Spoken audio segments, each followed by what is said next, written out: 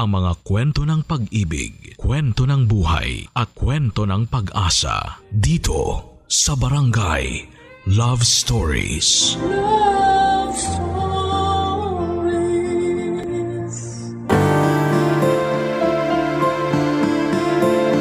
Ang tunay na pag-ibig ay ang pagsasama ng nag-iibigan sa kanilang masasayang araw. Pero matatawag na wagas ang pag-ibig kung mas nagiging malapit sila sa mga araw ng kahirapan. Ikaw kabarangay, nahanap mo na ba ang makakasama mo sa hirap at sa ginhawa? Dear Papa Dudut, till death do us part. Ang laging bigkas ng mga kinakasal sa harap ng altar.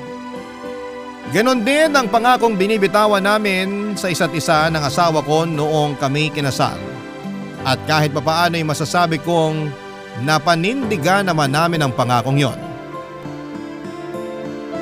Tawagin niyo na lamang po ako sa pangalang Apollo, 45 years old at isang insurance agent mula sa Makati. Sumulat ako sa inyo dahil gusto kong i-share ang love story namin ng asawa kong si May na hanggang kamatayan ay nagpatuloy pa rin ang pagmamahalan naming dalawa. Sa mall kami unang nagkita ni May, Papa Dudut. Dati akong sales boy doon na ang trabaho ay ang mamigay ng flyers sa mga tao tuwing may promo ang pinagtatrabahuhan kong store. Sa dami ng mga taong nakakasalamuha ko araw-araw ay hindi ko pa noon napapansin na ilang beses na palang dumaan sa harapan ko ang aking the one. Parang routine ko na kasi noon ang mamigay ng flyer sa mga taong saglit ko lamang nakikita ang mga mukha kaya mabilis ko lang din silang nakakalimutan. Hanggang sa isang mukha ang nanatili sa memorya ko. Si May na halos araw-araw ko noong inaabutan ng flyer nang hindi ko namamalayan. Una ko siyang napansin dahil sa suot nitong pink na headband. Kinabukasan ay nakita ko ulit ang headband na yon kaya inabangan ko ulit siya sa mga sumunod na araw. Hanggang sa napagtanto kong iisa lang ang babaeng nagmamay-ari ng pink na headband na yon. Noong muling dumaan sa store ang babae ay doon ko na siya unang kinausap, Papa Dudut.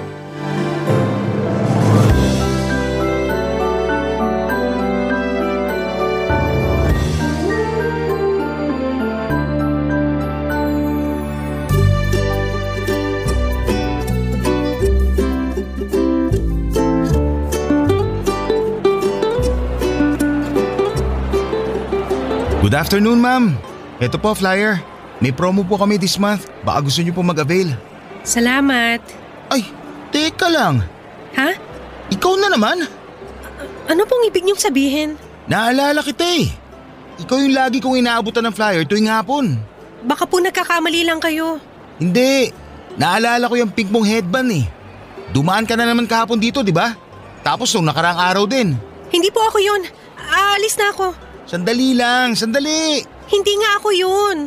Huwag ka matakot sa akin. Nagtatanong lang naman ako eh.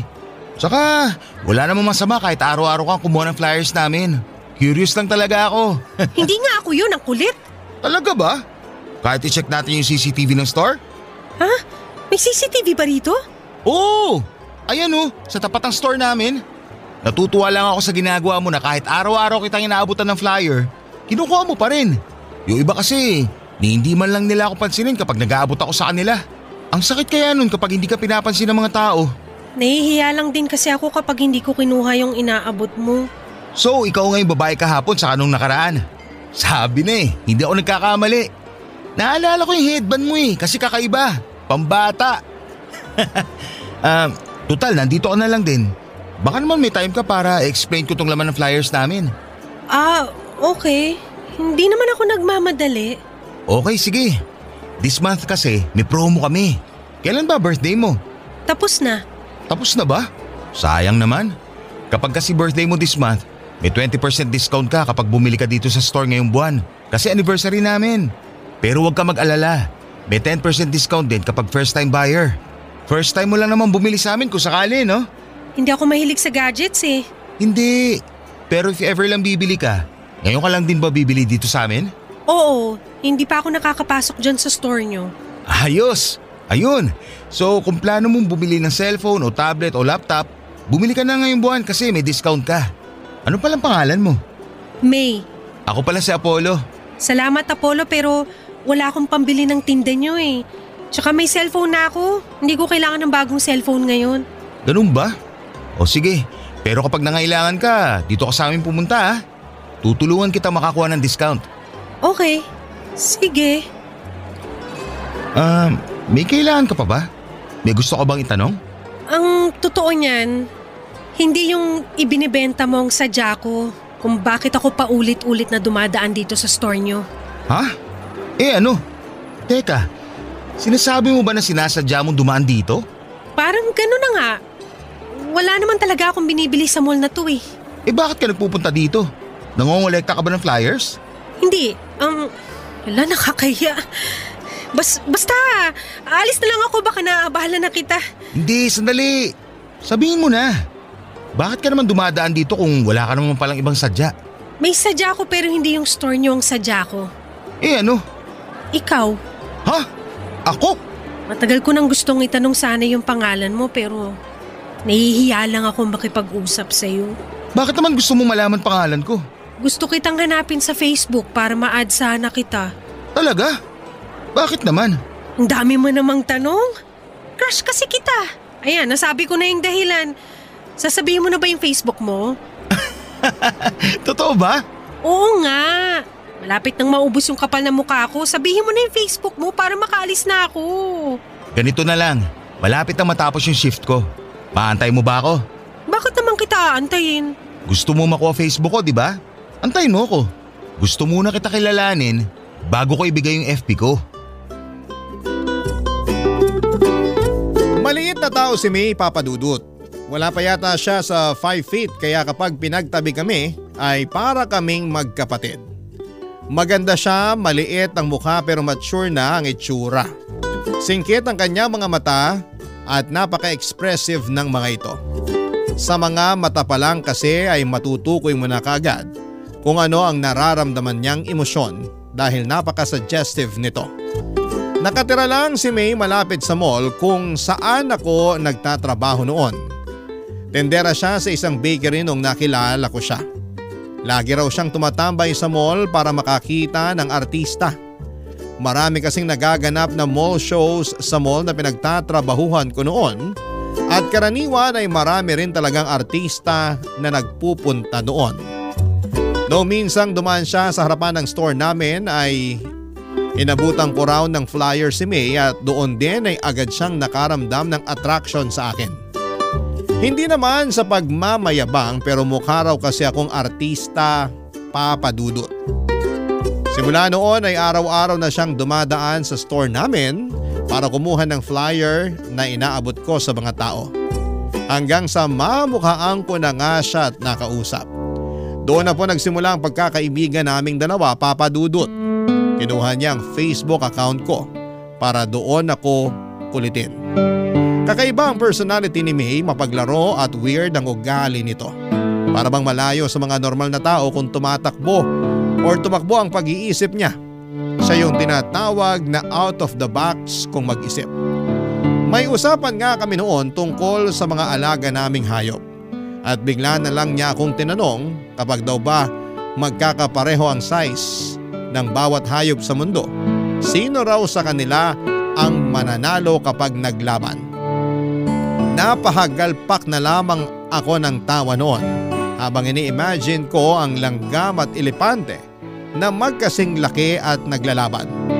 Kasabay nito ay napaisip din ako kung sino nga ba sa kanila ang mananalo.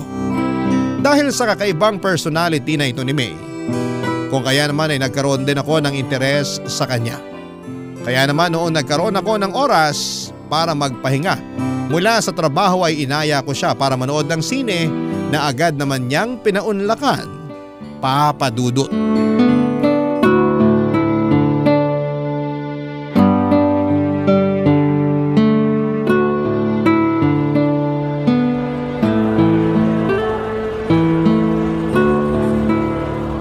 Ang lala ng twist ng pinanood natin ah. Sabi ko sa'yo yun ang killer. Ayaw mo kasing maniwala. Sino ba naman kasi mag-aakala na yung bida ang mismong pumapatay? Hindi ko yun in-expect. Ang galing ng direktor nun. Anong hindi halata? Halata nga Tsaka hindi na bago yung twist na yun. Ilang beses na yung nagamit sa ibang pelikula. Talaga ba? First time ko lang makapanood ng ganun eh. Mahilig ka ba talaga manood ng mga mystery thriller? Oo! Yan ang paborito kong genre ng pelikula. Lahat na yata ng mystery na palabas na panood ko na Kakaiba ka. Halos lahat ng kakilala kong mga babae, puro love story ang gustong panoorin sa sine. Pero ikaw, mas gusto mo yung patayan. Masyado na kasing predictable yung mga love story na yan. Puro recycled yung kwento, paiba-iba lang yung artistang bida. Kung sa bagay, nakokornehan din naman ako sa mga love story. Bakit naman? Ibang-iba kasi siya sa totoong buhay. Kapag sa pelikula, parang napakadali magkaroon ng karelasyon. Parang napakagandang ma-in-love. Pero ang totoo niyan, hindi naman ganun ka-magical ang pag-ibig tulad ng sinasabi nila. At bakit mo naman yan nasabi? Magical kaya ang pag-ibig. Kapag tumibok na ang puso mo para sa isang tao, para kang nasa alapaap dahil sa saya. Sa simula lang yan. Mawawala rin yung pakiramdam na yan kapag nagsimula na yung mga problema ng pag-ibig. Tulad ng sawaan, agawan, traiduran at lokohan. Parang pinagdaanan mo yung mga yan Hindi ko naman yan sasabihin ko, hindi ko pa naranasan eh. Bakit? Sino bang bumasag sa puso mo kaya ganyan ang tingin mo sa pag-ibig? Wala, wag na natin pag-usapan yon. Sige na, share mo na. Yung last girlfriend ko kasi, nakipagwalay sa akin noon. Kasi hindi niya raw nararamdaman yung spark sa pagitan naming dalawa. Tapos, natural lang naman yun. Kung hindi niya napanindigan yung pagmamahal niya sa'yo, ibig sabihin, hindi siyang para sa'yo. Parte yun ng paghahanap ng pag-ibig. Kaya nga ayoko sa mga love story na palabas dahil doon. Hindi nila ipinapakita ibang parte ng pag-ibig, yung parte na masakit. Kasi ang mga pelikula for entertainment yan. Hindi yan ginawa para pagdusahin ng mga manonood. Masyado mo namang siniseryoso yung mga palabas sa sinihan. Mabalik tayo sa ex mo. Anong nangyari pagkatapos nun? Ayun, wala pang 1 linggo. Nabalitaan ko na lang na sila na pala ng kaibigan ko. Magtutropa kasi kami tapos nung naghiwalay kami ng ex ko, sinalo siya ng kaibigan ko. Nalaman ko na lang na matagal na pala siyang inaantay ng tropa ko. Kaya nung nalaman niyang hiwalay na kami, pumila kagad siya. Ang saklap naman nun. Pero at least hindi kayo pinagsabay, di ba? Mas masakit yun. Kahit ano pa ang nangyari, ang ending, nasaktan pa rin ako. Ang puso, kailangang masaktan para maintindihan mo kung ano ba talaga ang ibig sabihin ng totoong pagmamahal. Ikaw ba? Nasubukan mo na ba masaktan? Sa pag-ibig? Hindi pa. Bakit? Siguro ikaw yung nananakit. Hindi Hindi ko pa na-experience yung masaktan dahil hindi ko pa naman naranasang makipagrelasyon. Talaga? Hindi pa? Oo. Hindi ko pa naranasang magkaroon ng boyfriend. Wala ka pa naman palang nakarelasyon eh. Pero kapag magbigay ka ng payo, parang ang dami mo na experience Mahilig kasi ako magbasa at saka manood kaya parang na-experience ko na rin kahit papano yung tinatawag nilang pag-ibig. Iba pa rin kapag totoong karanasan. Diligawan mo ko para masubukan ko na magkaroon ng boyfriend.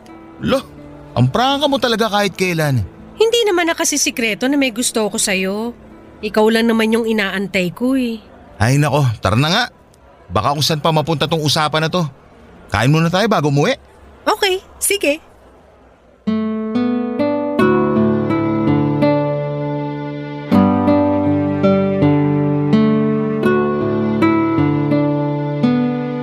Papadudot mabilis akong napaibig ni May dahil sa kakaibang ugali niya.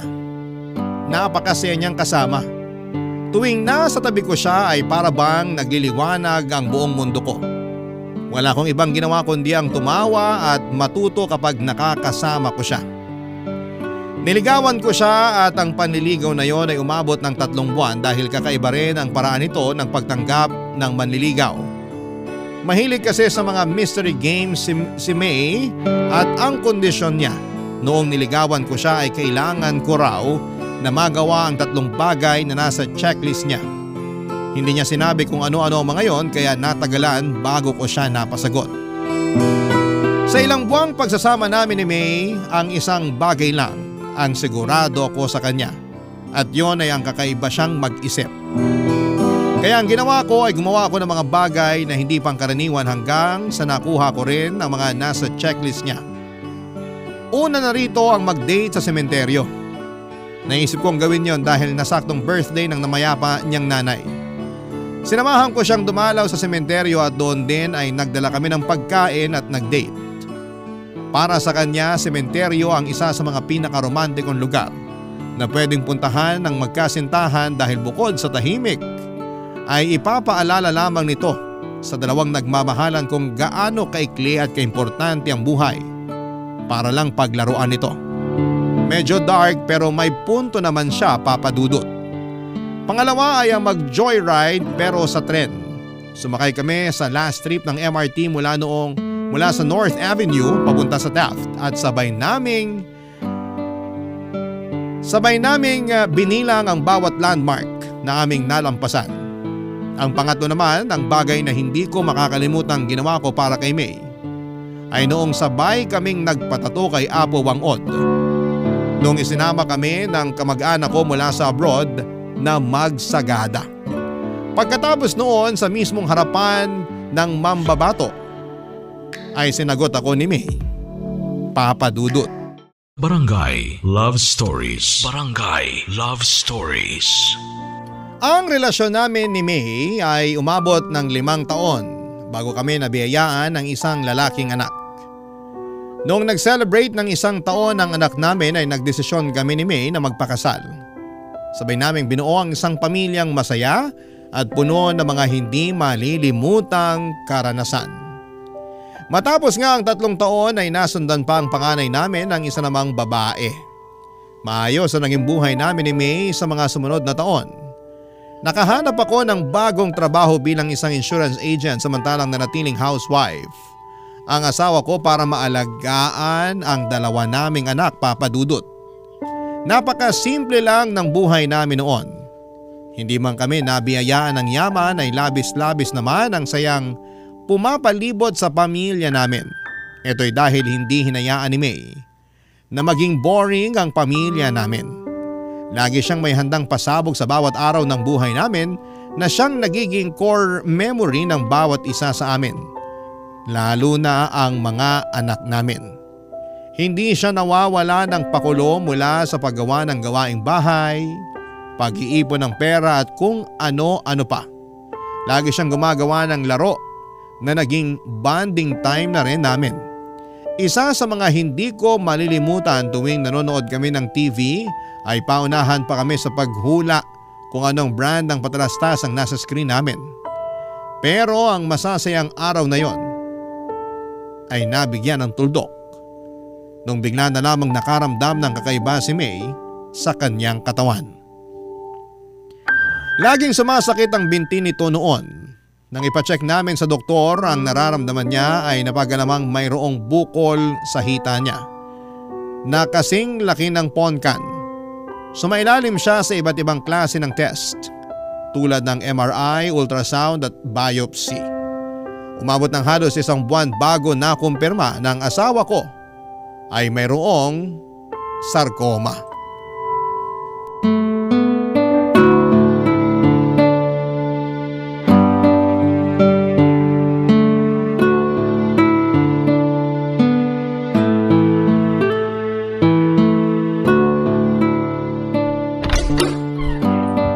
Mahal, nandito na ako. Maaga ka umuwi ngayon ah. Oo, wala akong masyadong nakasabay mag-commute. Ewan ko ba? Sana ganun lagi para maaga ako nakakauwi. Nasaan pala yung mga bata? Tulog sila pareho. Halika rito, tabihan mo ako, may ipapagawa ako sa'yo. Ano yun? Ito, ginawan kita ng word search puzzle. Word search? Oo, bilugan mo yung mga salitang mahahanap mo rito. Para saan naman to?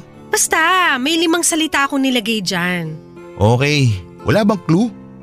Ano mga salita yung hahanapin ko? Mga medical term. Medical term? Okay.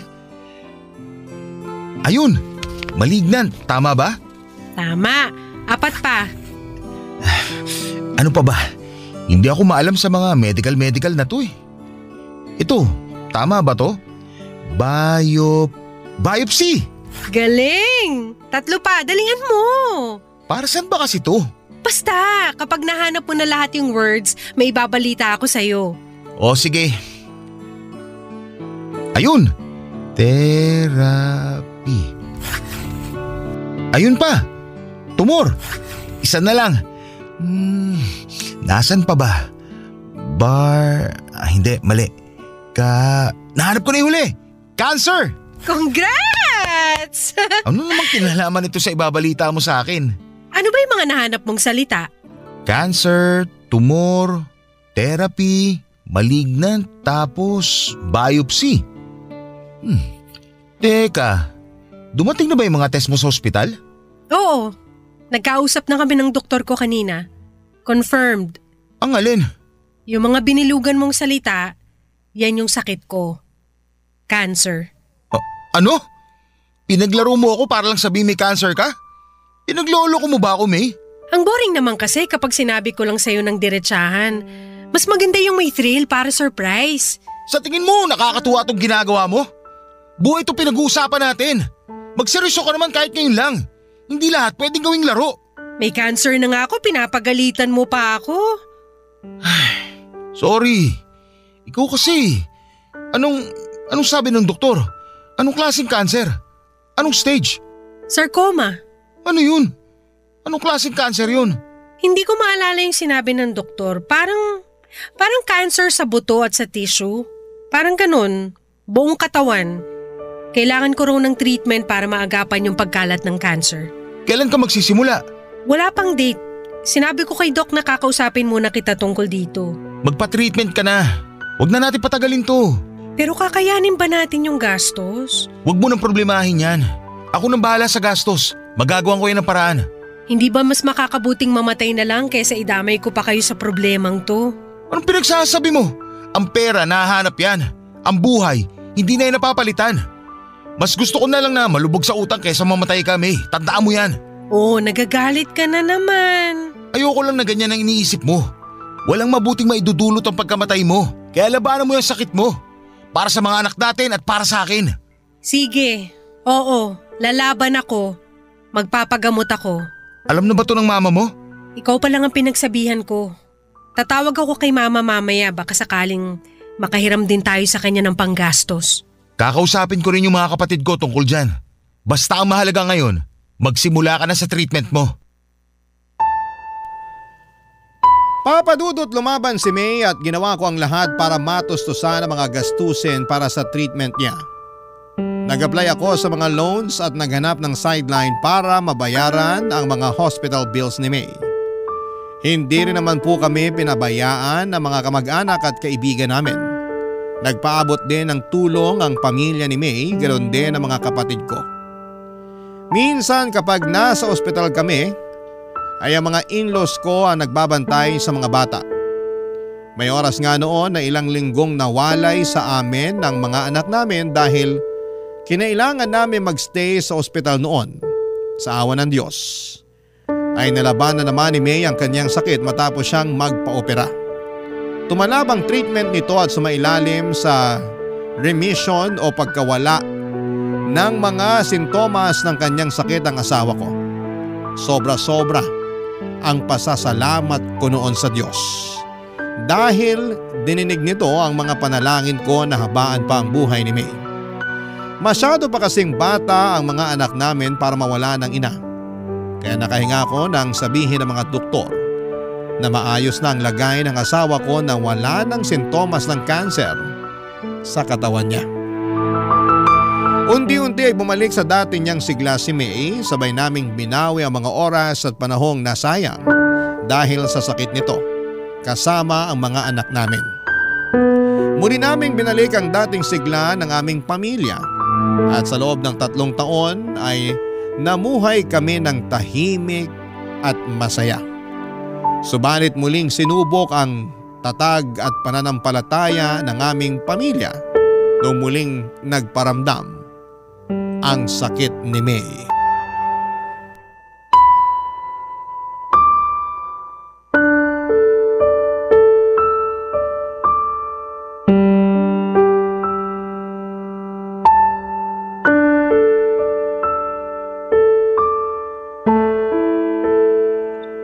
So paano ngayon yan? Nasa ospital pa rin ba kayo ngayon? Kakauwi lang namin ng bahay. Kumusta si May? Ayun, parang wala lang sa kanya yung nalaman niya. Mas ako pa nga yung apektado eh. Ako pa yung mas naunang umiyak kaysa sa kanya. Ganun naman talaga si May eh. Hindi masyadong nagpapakita ng kalungkutan. Ayaw kasi niya na madama yung mga tao sa paligid niya. Matapang yun eh, pero kahit ganun, samaan mo na lang muna siya. Alam ko na kahit hindi yun nagpapakita ng emosyon eh, mabigat ang pakiramdam nun ngayon. Alam ko naman yun. Nagpapahinga na siya ngayon. Kailan ulit siya sasailalim sa chemo niyan? Bukas na ulit. Medyo aggressive daw yung cancer sa katawan niya. Kaya mas madugo ang treatment ngayon kaysa noon. Hayaan mo, isasama ko siya sa mga panalangin ko. Manalig lang kayo sa Diyos. Malalampasan niyo rin to katulad ng dati. Salamat, Dan. Kung kailangan niyo ng tulong, huwag kang magdalawang isip na tawagan ako. Pwede ako magbantay sa mga bata kapag nasa ospital kayo. Salamat pero nakausap ko na si nanay tungkol dyan. Siya munang tatao dito sa bahay kapag nasa ospital na kami. O siya, sige na. Magpahinga ka na rin. Salamat sa pagtawag, pre ha. Walang anuman. Apollo? Apollo? Sandali lang po, nandyan na. O ma, pasok po kayo. Nasaan ang anak ko? Okay na ba siya? Nasa kwarto po si May, nagpapahinga na po siya. Bumiyahe ako agad nung nabasa ko yung text mo. Ano bang nangyari sa kanya? Sumakit po yung likod niya kaninang umaga. Namimilipit na siya sa sakit, kaya itirakbo ko na lang siya sa ospital. Anong sabi ng doktor? Maayos na ba siya? Ma, bumalik po yung cancer ni May. Ano? Diyos ko, May. Akala ko ba maayos ng lahat? Akala ko pa wala na siyang cancer. Yun nga rin po ang alam namin eh.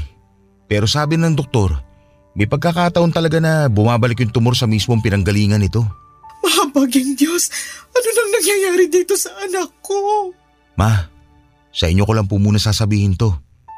Hindi pa po to alam ni May. Pero bago kami umuwi, nakapag-usap kami ng doktor niya. Anong sinabi niya sa'yo? Masyado daw aggressive yung cancer cell sa katawan ni May. Binigyan na po siya ng doktor ng taning. Anong sabi mo? 2 weeks hanggang 2 months na lang daw po yung tatagal ng katawan niya. Hindi ito maaari. Baka naman nagkakamali lang yung doktor. 2 weeks? Magkausap lang kami kahapon ni May sa video call. Ang lakas-lakas pa ng anak ko. Basta ang sabi lang po sa akin, ihandaan na lang po natin ang mga sarili natin. Pero ma, huwag niyo na lang ho sanang sabihin to kay May ha. Ayokong mapanghinaan siya ng loob. Diyos ko, ang anak ko. Gagawin naman daw po ng mga doktor ang magagawa nila para mapahaba pa ang buhay ni May. Umaasang tumalab yung treatment at mapahina ulit yung cancer katulad ng dati. Pero sa pagkakataong to, baka raw po medyo dehado. Anong klaseng doktor yan kung hindi pa man nagsisimula yung treatment nawawala na sila ng pag-asa? Tayo na lang po ang inaasahan ni May. Kaya wag din sana tayo mawala ng pag-asa. Palaban si May at alam kong lalabanan niya tong sakit niya. Magtiwala po tayo sa Diyos. Papadudot ang panalangin ko noon sa Diyos ay dugtungan pa ang buhay ng asawa ko. Pinagbigyan niya ako at dinugtungan niya ang buhay ni May. Maaaring kalabisan na kung humingi ulit ako sa kanya ng oras pero yun po ang ginawa ko. Ipinagpanalangin ko ulit na sana'y malampasan namin ang panibagong dagok sa buhay namin at tunay ngang God is good dahil ang hiling kong yon ay muling tinupad ng Panginoon. Nalampasan po ni May ang taning na ibinigay sa kanyang buhay. Ganon pa man ay tuluyan ng humina ang katawan nito. Nakaratay na lamang siya noon sa kama, hirap kumilos, hirap kumain, hirap huminga. Ang tanging nagagawa na lamang niya noon ay ang umiyak ng umiyak dahil sa sakit na nararamdaman niya mula sa iba't ibang parte ng kanyang katawan. Hindi ko po iniwan si May sa kanyang laban. Lagi akong nasa tabi niya sa tuwing nahihirapan siya. Mula umaga hanggang sa pagtulog namin ay hawak-hawak ko ang mga kamay niya para maiparamdam ko sa kanyang hindi siya nag-iisa. Hanggang sa nag-decide si May na itigil na ang treatment niya. Hindi na raw kaya ng katawan niya ang bagsik na dulot ng mga treatment na ginagawa sa kanya. pakiramdam niya ay mas lalo lang daw siyang nanghihina. Hindi ako pumayag noong una pero dahil sa pakiusap nito ay wala na akong nagawa kundi ang ibigay ang kahilingan niya. Umabot pa nga ng 4 na buwan si May bago tuluyang bumigay ang katawan niya. Papa Dudut, nagulat ako sa naging reaksyon ng puso ko noong nag-flatline si May. Nakahinga ko. Sa halip na balutin ako ng kalungkutan ay nakaramdam ako ng kaginhawahan. Sa wakas ay tapos na ang paghihirap ng asawa ko. Hindi na niya kailangang mamilipit sa sakit. Hindi na niya kailangang umiyak. Hindi na niya kailangang maghabol ng kanyang hininga. Payapa na siya. Wala nang paghihirap. Wala nang pagdurusa. Barangay Love Stories. Barangay Love Stories. Papa Dudut, ang isa sa mga pinakamahirap na parte ng pagluluksa ay ang pagharap sa katotohanan. Sa mga huling buwan ni May ay inihanda ko na ang sarili ko sa pagkawala ng asawa ko. Ang akala ko noon ay makakaya ko nang tanggapin ang katotohanan pero noong nangyari na nga ay hindi pa rin pala ganong kadali ang lahat. Sa buong burol ni May ay wala akong ibang naramdamang emosyon kundi ang pagkamanhid. Marahil noong mga panahong yon ay hindi pa napoproseso ng utak ko ang mga nangyayari. Para akong robot na sinunod ang lahat ng kahilingan ng asawa ko. Isang listahan kasi ang ginawa niya na kailangan kong sundin kapag namatay siya. Siya ang namili ng kulay ng makeup na isusot sa kanya. Pati damit at kulay ng kabaong ay pinagplanuhan din niya. Gusto niyang paglamayan namin siya ng 1 linggo bago siya i-cremate. At kapag abo na lamang siya ay ako raw mismo dapat ang magpapakalat ng mga abo niya sa lugar kung saan niya ako sinagot. Walang iba kundi sa sagada.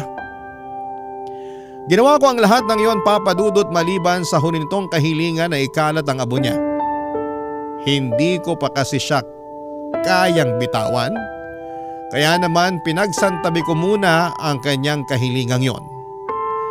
Matapos i-cremate si May ay sakalang nag-sink in sa akin na wala na talaga ang asawa ko.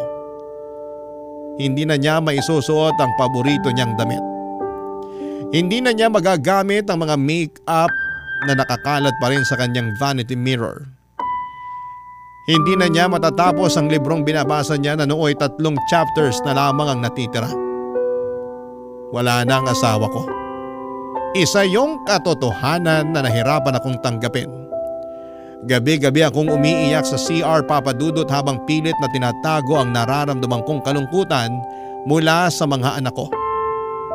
Para bang naging routine ko na ang tumambay sa CR habang binabalikan ang mga masasayang ala-ala namin ni May.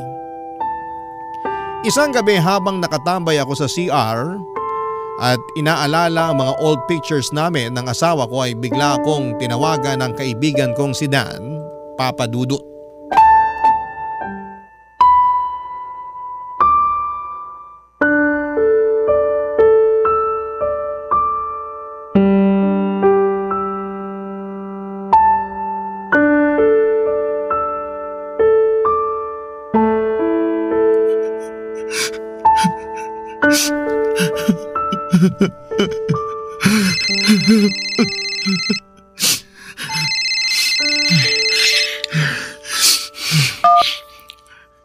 Hello, Dan.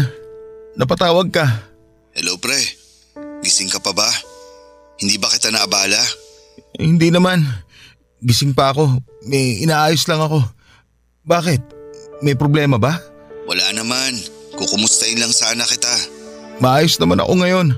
Talaga?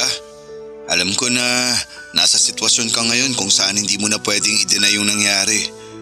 Ngayong tapos na ang lahat, ngayon mo lang mararamdaman yung sakit ng pagkawala ng asawa mo. Alam ko yun kasi naranasan ko na rin yan nung namatay yung asawa ko. Kaya naiintindihan ko kung hindi ka man okay ngayon. Ang hirap lang talagang tanggapin, pre. Dito mga nakaraang araw, akala ko kaya ko eh. Yun pala, nakakaya ko lang yung bawat araw kasi maraming tao nakapaligid sa akin. Nandiyan na kayo ng kaibigan at pamilya ko. Pero ngayon mag-isa na lang ako. Ngayon lang tumama yung sakit. Ngayon ko lang naramdaman yung kalungkutan. Ang hirap. Sobrang hirap. Yan din ang sinabi sa akin ni May noon. Sinabi ni May? Anong ibig mo sabihin? Ang totoo niyan, pre, tumawag ako sa iyo ng ganitong oras dahil kay May. Hindi kita maintindihan, pare. Bago namatay si May, nagkaroon kami ng pagkakataong mag-usap. Isang bilin ang ibinigay niya sa akin. Sinabihan niya ako na samahan kita sa pagluluksa. Na kapag nakremate na siya't lahat, kapag wala na yung mga taong nakikiramay, kapag bumalik na ang lahat sa normal, tawagan daw kita para kumustahin ka. Sinabi niya yun sa'yo? Oo, pare. Alam kasi niya na yung mga unang gabi na wala na siya sa tabi mo, yun ang mga pinakamalungkot na gabing mararanasan mo. Tumawag ako sa iyo ngayon dahil sa bilin ng asawa mo at bilang kaibigan na rin. Kaya kung ano man ang gusto mong ilabas, kung ano man ang gusto mong sabihin, narito ako't makikinig. Maraming salamat, pare. Hindi ko alam kung paano ako magsisimula eh. Paano ko sisimulan ang bawat araw ko kung wala na yung tao nagsisilbing araw ko? Wala na yung tao nagbibigay buhay sa pamilya ko. Paano ko pupunan yung kawalan ni May sa pamilya namin? Huwag kang magsimula. Hayaan mong kusang mangyari ang mangyayari. Karapatan mong magluksa dahil mahal mo yung nawala. Lahat naman tayo may kanya-kanyang paraan ng pagluluksa eh. Kaya kung ano yung mas makakapagbawas sa bigat na nararamdaman mo ngayon, yun ang gawin mo. Nandito naman kami na willing tumulong eh. Nandiyan ang mga magulang at kapatid mo, pati na rin ang biyanan mo. Hindi ka nag-iisa, Apollo. Maraming salamat sa pagtawag mo. Kahit papano, nabawasan tong bigat na nararamdaman ko ngayon. May nasabi pa ba sa'yo si May? Sinabihan niya ako na ako na raw bahala sa'yo at gabayan ko raw yung mga anak niyo. Siguraduhin ko raw na tulungan kitang matanggap ang nangyari. Hindi ko alam kung bakit ako yung napili ni May, kung bakit ako yung pinagkatiwalaan niya, pero siguro dahil byudo na ako kaya naisip niya na isa ako sa makakatulong sa'yo. Pinagkatiwalaan ka niya kasi mabuti kang kaibigan. Isa ka sa mga taong malaki naging parte sa buhay namin. Ganon din naman kayo ni May sa akin eh. Kayong dalawa yung naging kasangga ko nung nawala ang asawa ko. Kaya nararapat lang na ibalik ko sa inyo yung pabor. Basta tandaan mo lang, isang tawag lang ako kapag may problema ka. Maraming salamat ulit, pare. Walang anuman.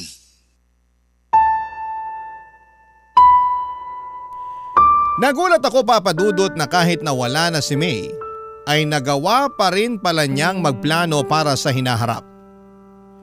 Hindi ko lubos maisip na kahit nasa kalagitnaan na ng paghihirap si May, ako pa rin ang iniisip niya. Mas lalo tuloy akong nalungkot at nangihinayang sa sanay magandang buhay ng asawa ko. Napakabata pa niya para pumanaw. Marami pa siyang pwedeng mapasaya sa buhay kaya sobra akong nasayangan sa sanay buhay na pwede pa nitong maranasan. Papa Dudut, hindi lang si Dan ang binili ni May na tumawag sa akin. Sa ika-40 days ng pagkamatay ni May ay nagkaroon ng memorial service sa bahay. Doon ay nilapitan ako ng kapatid ko at isang sulat ang ibinigay niya sa akin, Papa Dudut. Anito ay sulat yon ni May para sa akin. Pero ang kapatid ko ang nagsulat nito dahil hindi na kaya noon ni May ang bumangon. Basahin ko raw ito kapag wala ng tao sa bahay. Kapag mag-isa na lamang ako at nakakaramdam ng kalungkutan. Sa sulat ay kinumusta ako ni May. May mga ilang bilin din siya sa sulat, Papa Dudut, kung ano ang dapat kong gawin sa mga naiwan niyang gamit. Gusto niyang itapon ko na ang mga personal niyang gamit. Ang mga damit naman na pwede pang isuot ay i-donate ko raw sa mga nangangailangan. Huwag daw ako mag-iwan ng bagay na magpapalungkot lamang sa akin. Kinabukasan ay yun po ang ginawa ko. Nilinis ko ang kwarto namin at kahit mabigat sa pakiramdam ay tuluyan ko nang inalis sa bahay ang mga gamit ng namayapa kong asawa. Sa mga sumunod na buwan ay nagkaroon ako ng excitement sa kung sino pa ang mga taong binilina ni May. Araw-araw ko nag-aabang sa mga tawag ng mga kamag-anak at kaibigan namin dahil baka may dala-dala silang mensahe mula sa asawa ko, Papa Dudut. Ang pangatlo at huling mensahe na nakuha ko mula kay May ay noong binisita ko ng biyanang ko sa bahay sa mismong unang death anniversary ni May, Papa Dudut.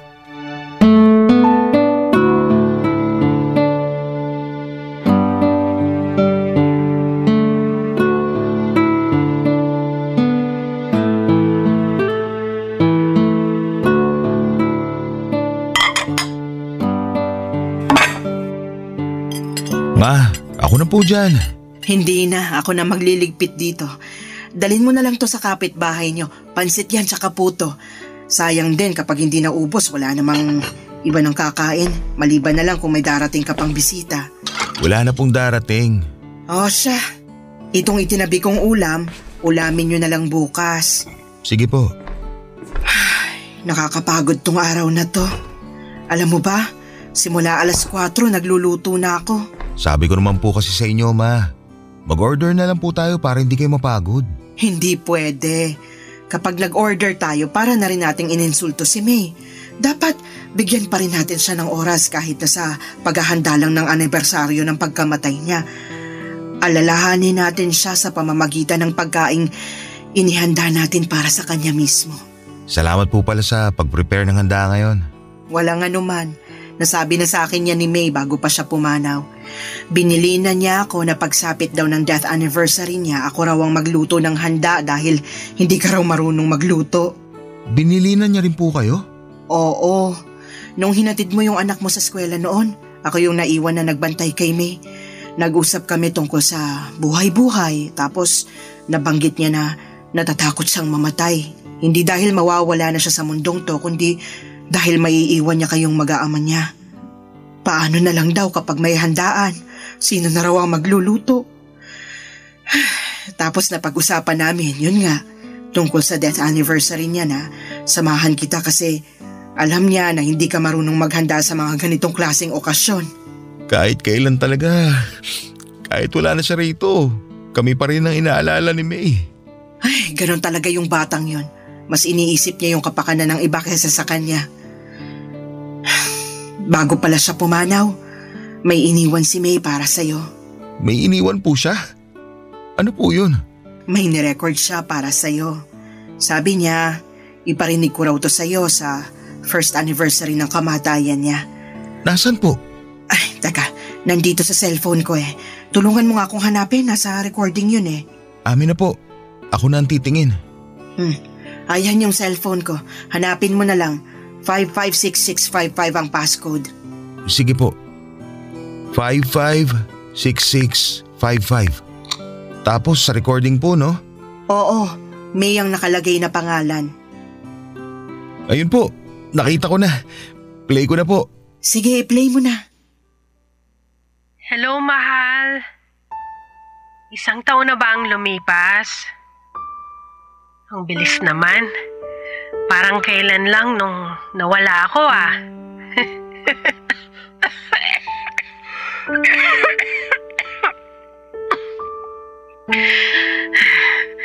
Joke lang yun ah. Baka magalit ka na naman kasi nagbibiro na naman ako tungkol sa kamatayan. Siraulo ka talaga. Kumusta ka na? Nagawa mo na ba yung mga billing ko sa'yo? Siguraduhin mo lang na maganda yung naging makeup ko, ha? Tsaka dapat, by this time, nakakalat na yung mga abo ko sa sagada. Doon mismo, sa tapat ng puno kung saan kita sinagot. Hindi pa. Hanggang ngayon nandito Tapos, pa yung mga abo yung mga gamit ko, naipamigay mo na ba? Itapon mo na yung mga hindi mo gagamit. Huwag kang magtago ng mga gamit kung hindi na importante. Alikabukin lang yung mga yon. Siguro, mag-iwan ka lang ng ilang pictures ko. Para naman hindi ako makalimutan ng mga anak natin. Mahal, sorry. Hindi ko na magagawa yung pangako ko sa'yo. Nasasamahan kita hanggang pagtanda. Sorry kung hindi ko na kayang lumaban. Hindi ko na talaga kaya eh. Hirap na ako. Pero sana, kahit nawala na ako, magpatuloy ka pa rin sa buhay. Maghanap ka ng bagong taong magpapatibok sa puso mo. Ng bagong nanay sa mga bata. Walang kaso sa akin yun. Ang mahalaga lang para sa akin ay yung makita ko kayong mamuhay ng masaya, payapa, at malusog. Yun lang naman.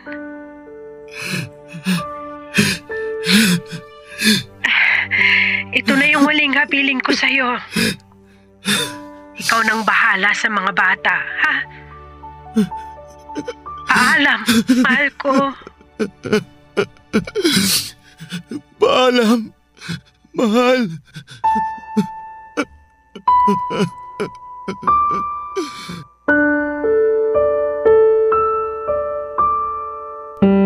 Ang totoo niyan, Papa Dudut, ay hindi pa talaga tuluyang nakakalaya ang puso ko mula sa kalungkutan ng pagkawala ni May. Hindi pa rin talaga siya kayang pakawalan kahit na matagal na siyang namayapa. Araw-araw ay pumapasok pa rin siya sa isipan ko. Dumating nga noon sa puntong gumagawa pa ako ng senaryo sa utak ko bago ako matulog kung saan ay masayang nagsasama ang buo naming pamilya. Yun na lang kasi ang tanging paraan para mawala ang pagkalumbay ng puso ko. Pero tama ang mga sinabi ni May mula sa recording na ginawa niya. 1 taon na ang lumipas at kailangan ko na siyang pakawalan. Hindi pwedeng lagi na lamang akong nakasilip sa nakaraan, Papa Dudut. Kailangan kong harapin at tanggapin ang kinabukasan na wala na si May para na rin sa mga anak namin. Unti-unti ay sinanay ko ang sarili ko na wala ng May sa tabi ko. Ginawa ko ang lahat bilang single parent para mabigyan ng magandang kinabukasan ang mga anak ko. Nung nakahinga na ang puso ko ay dinala ko ang mga bata sa sagada at doon ay ikinalat namin ang mga abo ni May. Papa Dudut, hindi na po ako nakapag-asawa pang muli at sapat na sa akin ang 2 anak namin ni May. Hindi man kami buo ay masaya at kontento naman ang pamilya namin. Hindi ko na kailangan ng bagong pag-ibig pa dahil buo ang puso ko sa pagkakaroon ng 2 anak. Ngayon ay kailangan ko na lamang gampanan ang trabaho ko bilang magulang sa kanila sa pamamagitan ng mga natutunan ko sa dati kong asawa na si May. Hanggang dito na lamang po ang kwento ko sa inyo, Papa Dudut. Ang inyong forever, kapuso at kabarangay, Apollo. Barangay Love Stories. Barangay Love Stories. Anong say mo sa Barangay Love Stories na ito? Pagkwentuhan natin sa comment section yan. Nagustuhan ng iyong napakinggan? Ituloy yan via live stream sa www.gmanetwork.com/radio. Barangay LS 97.1